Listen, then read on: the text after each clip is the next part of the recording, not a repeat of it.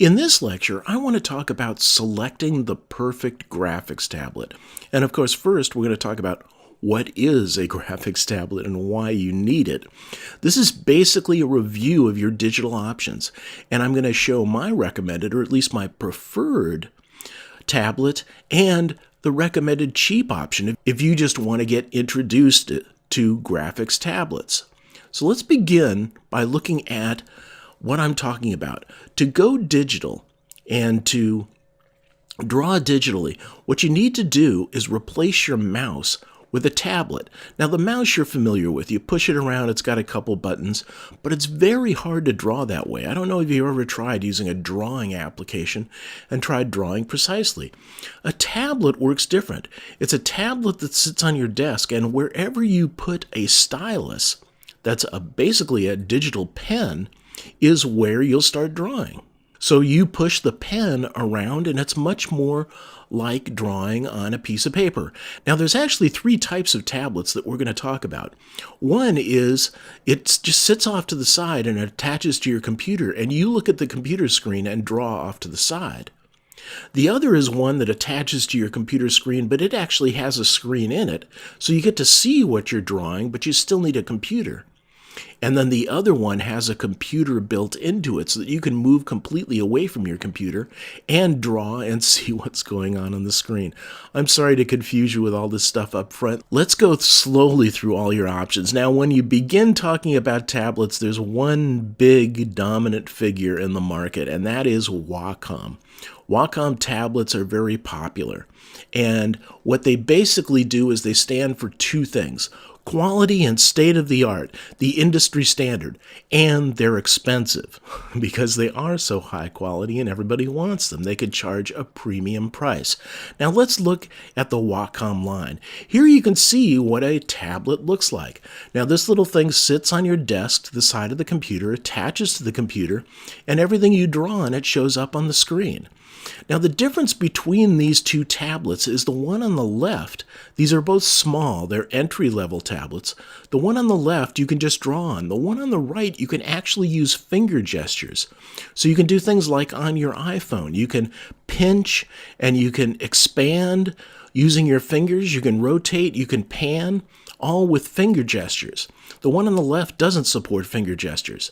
Now I'd recommend that if you get a tablet, that you get one with touch, and touch means that you get the finger gestures as well. It's a little bit more expensive, but it's well worth it. Now the other thing I want to point out is that this is really my brother's choice. He actually used a larger tablet. He found that he had to move his hand too far. Now, if you use a small one, you can just move your hand and you don't have to move your whole arm. So he likes the small ones and recommends it. And this then is the tablet of his choice. Now the tablet that I have is this one here. It's the medium and it's much larger. It also supports Bluetooth wireless options, so you don't have to have a cable going to your computer. You still don't see what's on the screen on your tablet, and you have to hook it to a computer. And it takes up quite a bit of space, and you can see it's quite a bit more expensive. You're talking about almost $300 for this tablet. As I pointed out, this is my tablet, and if you look at it on my desktop, you could see that it really dominates your desktop, and you do have to move your hand quite a bit to traverse the screen rather than just moving your wrist with the smaller tablet. So I might lean towards my brother's suggestion and go with the smaller one rather than doing the medium. Now, if you move up, you get into the line of what you're drawing on is what you see. Here, the Cintiq tablet on the left, Wacom's higher-end tablet, and as you can see the screen on the tablet. Now, it still connects to your computer, and everything is running on your computer. It's just like an auxiliary screen that you can draw on. The one on the right, the Oogie, is actually a cheaper Chinese tablet that I tried, and I just could not get it to work. One of the best benefits of the Oogie is that it has got a killer stand on it. Big, solid a stand, whereas you can see the cheapo stand that Wacom comes out with. I don't know why they have such cheap stands as opposed to the big iron mass that the Oogie put in the background. But as I said, this was a failure for me. I couldn't get it to work. Now, other people talk about that you can get refurbished Cintiqs quite cheap. So you might want to keep your eye out for this. Being able to see what you're drawing on where you're drawing is a big plus. I could never get the hang of drawing off to the right and looking at the screen, not looking where I'm drawing. It's very hard to get used to. Now, I suppose you can get used to anything, but I just don't find it a comfortable way to draw. Now, if you move up even further, then you get into the Wacom Mobile Studio. This is actually a PC. It's built in. You don't have to plug this into a PC. And you have a 16-inch screen that you can draw on, and you can load all of your computer software since it's running Windows. You can run Windows computer software on here. So your graphics program is actually running on your tablet. Of course, this costs $3,000. This is my dream tablet. It's probably everybody's dream tablet, but I'm not willing to pay $3,000 to get it. I'm not even willing to pay $1,500 to get a refurbished one, to tell you the truth. Now, one of the things I wanted to do finally here is to show you the Wacom line and the price differences and the features that you get. So it was a little confusing seeing them all like that. Here they are all in one place. If you just get a tablet, you have no finger gestures, you do not see what you're drawing on the screen, and you have to have a PC connection, and it's $73. You move up and you get touch. The Oogie actually gives you see what you're drawing on, as does the Cintiq. The Oogie being cheaper, but it failed for me, and the Cintiq you could possibly get refurbished. The ultimate then is the Mobile Studio. It comes in a 13 and a 16 size, so you're talking about either $2,000 or $3,000 to get everything. Finger gestures, see what you're drawing on the thing, and actually have a built-in PC with your software running on your tablet. So that's the range of Wacom tablets that we have to work with.